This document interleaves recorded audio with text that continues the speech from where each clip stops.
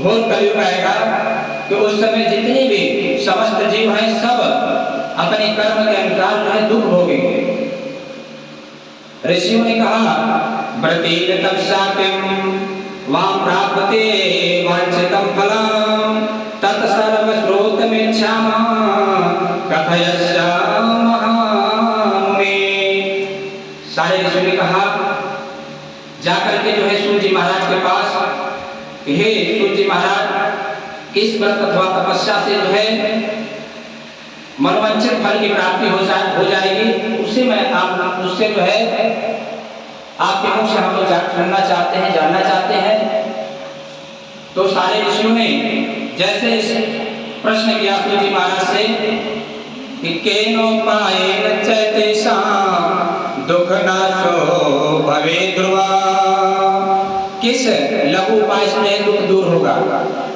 सारे ऋषियों ने मिलकर के सूर्य जी महाराज से कहे हे सूर्य जी महाराज किस लघु उपाय से जो है सारे मनुष्यों का दुख जो है दूर होगा, उसे हम लोग जानना चाहते हैं।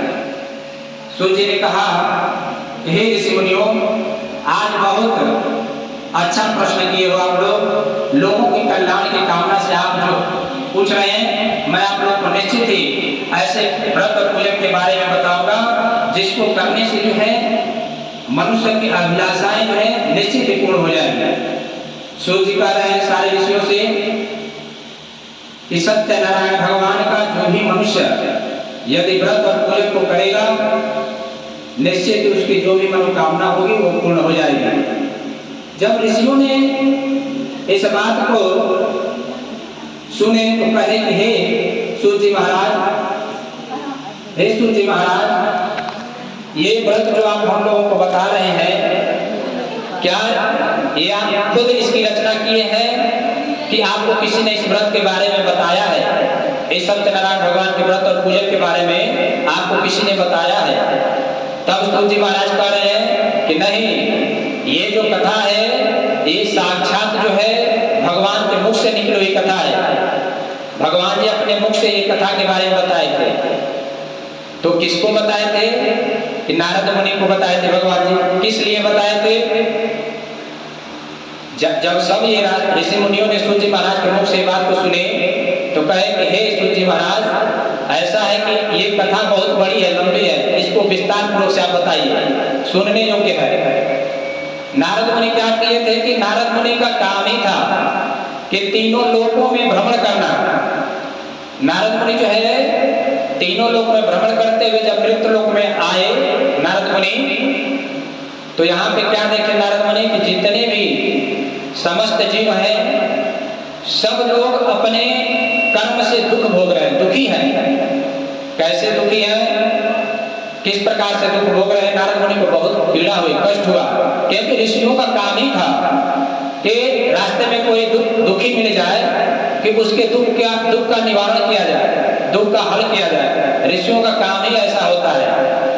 यदि कोई साधु महात्मा ऋषि मुनि अगर एक जगह कोई दुकान लगा करके बैठ जाए तो उस साधु महात्मा में ऋषि मुनि में जो है दाग लग जाएगा। ऋषियों का काम क्या है कि घूमते रहना, भ्रमण करते रहना संसार में, ताकि कोई दुखी मिल जाए उसका कल्याण किया जाए। तो नारद मुनि जो है अपने वीणा को बजाते हुए जब मृत्यु लोक में आए कि श्रीमन नारायण नारायण नारायण श्रीमन नारायण नारायण नारायण नारायण नारायण लक्ष्मी नारायण नारायण नारायण, ऐसे जो है नारद मुनि अपने वीणा को बजाते हुए भ्रमण करते थे। जब नारद मुनि मृत्यु लोक में आए तो देखे कि जितने भी यहाँ जीव है सब दुख भोग रहे हैं। कैसे दुख भोग रहे हैं कि कोई तन दुखी, कोई मन दुखी, कोई धन बिन रहत उदास, थोड़ा थोड़ा सब दुखी। सुखी कौन भैया यहाँ पे कि जो भगवान के चिंतन में लगा हो, भगवान में अपना मन लगाया हो और इस मोह माया से जो दूर हो वही संसार में सुखी है। ये जो है माया का जाल है, जो भी इस मोह माया के जंजाल में फंसा है उसे निश्चित ही दुख का सामना करना पड़ेगा। क्यों? क्योंकि यहाँ पे देखिए नारद मुनि कह रहे हैं कि कोई तन से दुखी है, कोई मन से दुखी है, कोई धन के बिना दुखी है। यहाँ पे सब थोड़ा थोड़ा दुखी है। तो किसी से भी पूछा जाए, कोई ये नहीं कहेगा कि मुझे हर चीज मिल गया हो, मुझे कुछ नहीं चाहिए। इच्छाएं मनुष्य की लगी रहती है, मन में जो है इच्छा कभी खत्म नहीं होता है। कि आज अगर आपके पास कहीं एक प्लाट आपने खरीद लिया हो तो दूसरा खरीदने की इच्छा बन जाएगी। जैसे वो आप खरीदेंगे तो निश्चित ही आगे आप सोचेंगे कि एक और ले लिया जाए। यदि आप 2 व्हीलर गाड़ी खरीदते हैं तो मन करेगा कि 4 व्हीलर गाड़ी ले लिया जाए। इच्छाएं जो है बढ़ती जाती है। तो जब हमारे पास इच्छा बढ़ेगी तो परेशानी को सहना ही पड़ेगा। तो यहाँ पे क्या है कि नारद मुनि कह रहे हैं इस लोक में जो है सभी जो है दुख भोग रहे हैं। कोई अपने शरीर से परेशान है, बीमारी को लेकर के जो है परेशान है, तो कोई धन के बिना परेशान है, कोई पैसा के लिए परेशान है, किसी के पास पैसा नहीं है वो भी परेशान है। और आजकल जो लोग तो आजकल ज्यादा लोग परेशान होते हैं दूसरे को देखते, अपने से दुख से परेशान नहीं है लोग इस संसार में, दूसरे के सुख से परेशान है। यदि कोई सुखी है, अगर उसके यहाँ जो है नया नया निर्माण हो रहा है, नया नया वस्तुएं आ रही है खरीद कर, तो उसको देखकर लोग जलना शुरू कर देंगे, कैसे ये कर रहा है, क्यों ना हमारा भी हो जाए। अरे भगवान हमको जिस लायक बनाए हैं उतना हमको भगवान ने दिया है और आगे भी देते रहेंगे। भगवान हम जिस लायक है उसके लायक हमको बना दिए और उतना हमको धन धान्य दे रहे हैं और आगे भी देते रहेंगे। कहा गया है ना कि मुझे तूने मालिक बहुत कुछ दिया है, तेरा शुक्रिया है, तेरा शुक्रिया है। अरे भगवान से प्रार्थना करिए आप कि हे प्रभु आपने जितना कुछ दिया है वो पर्याप्त है, बहुत है, और जो भी आप आगे हमको देंगे वो भी बहुत होगा। परेशान होने की जरूरत नहीं है, फल की आशा त्याग देना है, कर्म को करना है और भगवान जो देंगे वो खुद आपको प्राप्त हो जाएगा। तो जब नारद मुनि इस बात ऐसे लोगों को दुखी देखे तो कहे कि क्यों ना इनका कोई निवारण किया जाए, हल किया जाए, कोई पूजा पाठ के बारे में सोचा जाए कि इनका जो दुख है वो दूर हो जाए और इनकी जो मनोकामना है वो पूर्ण हो जाए। कैसे? छोटा सा उपाय, छोटा सा कोई पूजा पाठ। तो नारद मुनि को कोई उपाय नहीं सूझा, तो वो क्या कर दिए कि चल दिए कहाँ? साक्षात स्वयं भगवान विष्णु के पास। विष्णु लोग चल दिए कि वही ये तीनों लोग के मालिक है, स्वामी है, क्यों न चलकर इसका हाल उन्हीं से पूछा जाए, इसका उपाय उन्हीं से जान लिया जाए। चल के भगवान जी के पास नारद मुनि अपने वीणा को बजाते हुए चल दिए। जब विष्णु लोक गए, विष्णु धाम गए, तो जब नारद मुनि को भगवान जी देखे तो कहे कि हे नारद मुनि, हे वत्स, आज कारण क्या हुआ आप हमारे लोक में पधार गए? जो भी आपके मन में है आप अपनी सारी मन की इच्छा को जो है आप हमसे बताइए। नारद मुनि हाथ जोड़ करके कहते हैं प्रभु कि करुणा निधान रउआ जगत के दाता है, करुणा निधान रउआ जगत के दाता है, मति के पेर देने, मति के पेर देने, विपत्ति के टाल देने, हाय भगवान रउआ जगत के दाता है, करुणा निधान रउआ जगत के दाता है। नारद मुनि जो है प्रार्थना कर रहे हैं भगवान जी से, हे प्रभु आप जो है तीनों लोग के स्वामी हैं, आप ये जानते हैं कि कौन क्या कर रहा है, कौन क्या सोच रहा है, और और मैं भी क्या सोच करके आपके पास आया हूँ ये भी आप जानते हैं, फिर भी जो है आप हमसे पूछ रहे हैं प्रभु, तो ठीक है मैं अपने मुख से जो है सारी बात आपको मैं बता रहा हूँ। हे प्रभु, आज मैं जो है मृत्यु लोक में गया था, वहाँ पे मैं जब गया तो वहाँ पे देखा कि जितने भी समस्त जीव हैं सब दुख भोग रहे हैं। भगवान जी ने कहे कि हे नारद मुनि, ये तो होना ही है, जो जैसा कर्म करेगा उसे दुख का सामना तो करना ही पड़ेगा, उसे दुख तो भोगना ही है। तो नारद मुनि कहे कि हे प्रभु, क्यों ना कोई ऐसा पूजा पाठ हो, छोटा सा कोई उपाय हो कि जिससे करने से उनकी मन की इच्छा जो है पूर्ण हो जाए, छोटा सा पूजा।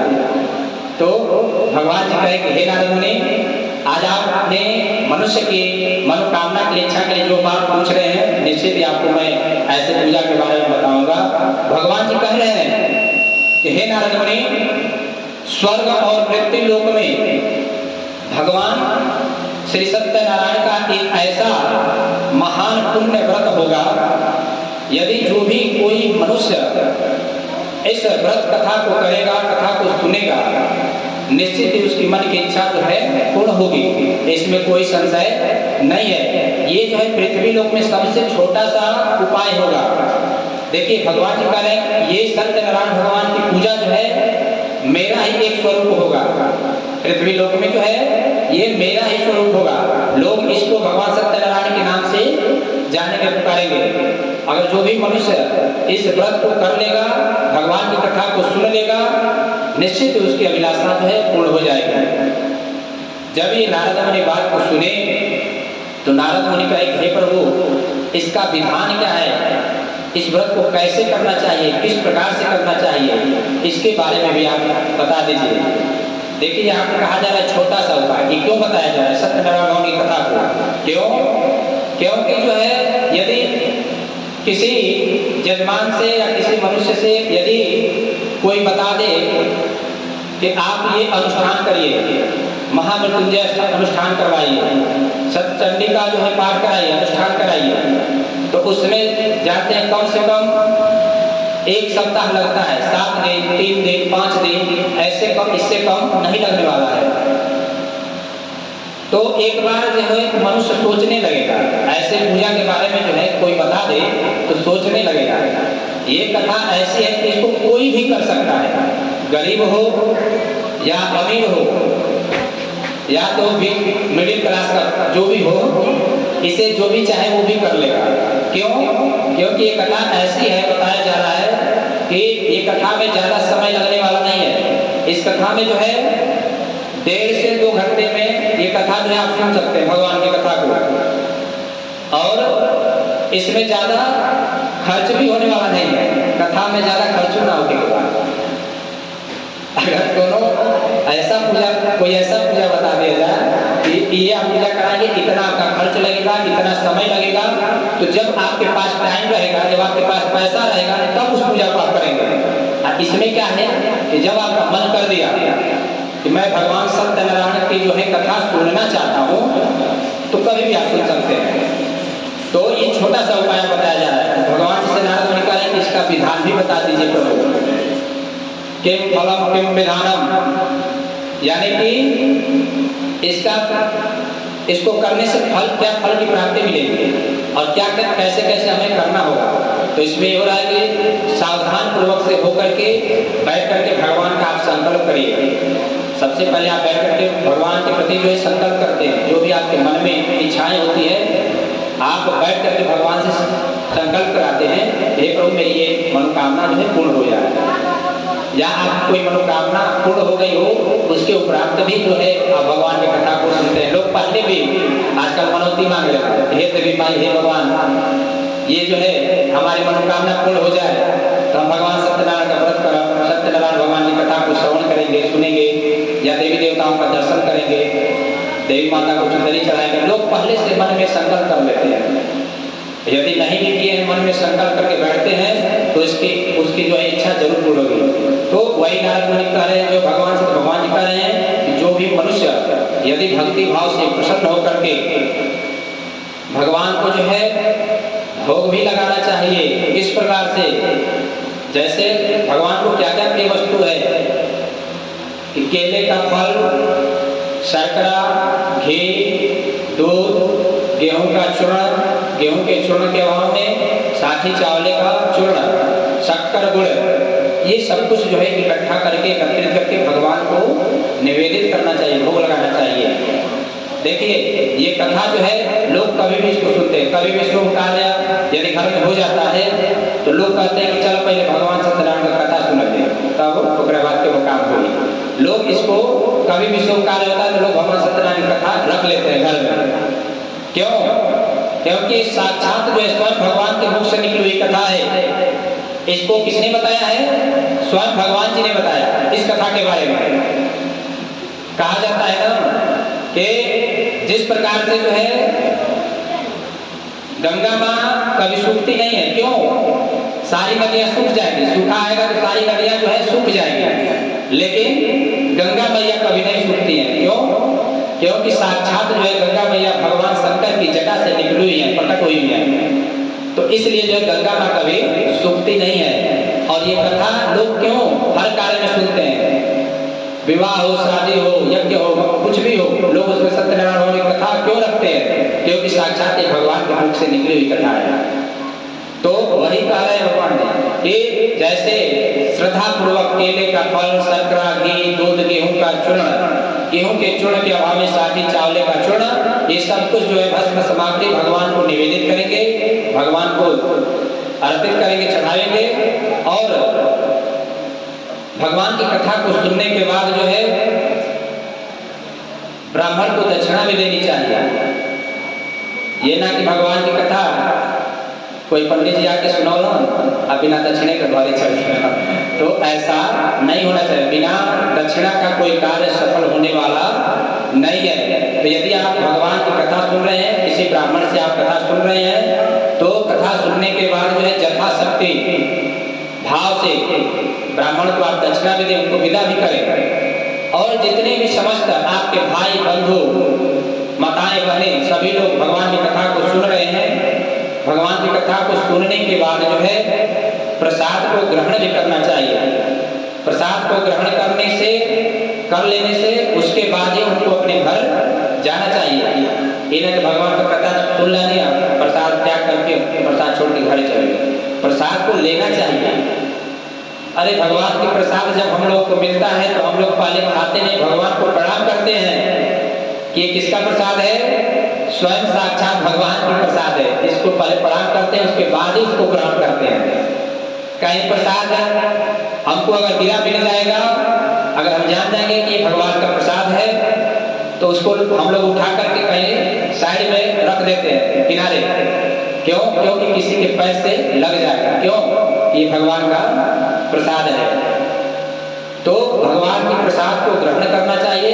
यदि आपके पास भक्ति भाव से, श्रद्धा से सामर्थ्य है तो आप नित्य गीत आदि का आयोजन करें, भोजन भी कराएं, और भोजन भी कराएं सभी भाई बंधुओं को, ब्राह्मणों को, और कथा सुनने के बाद ब्राह्मण को दक्षिणा दें, भोजन कराएं। उसके बाद नित्य गीत आदि का आयोजन करें। ऐसा यदि कोई भी मनुष्य करेगा तो निश्चित ही उसकी जो मनोकामना है निश्चित ही पूर्ण हो जाएगी। ये विशेष रूप से कलयुग में सबसे छोटा सा उपाय बताया गया है। इस प्रकार से जो भगवान श्री सत्यनारायण का जो है प्रथम अध्याय, पहला अध्याय समाप्त होता है। एक बार प्रेम से बोले श्री सत्यनारायण भगवान की, श्री विष्णु भगवान की जय।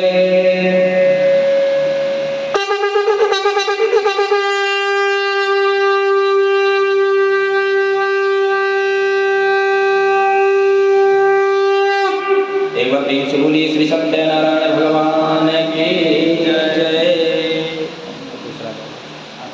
हिंदी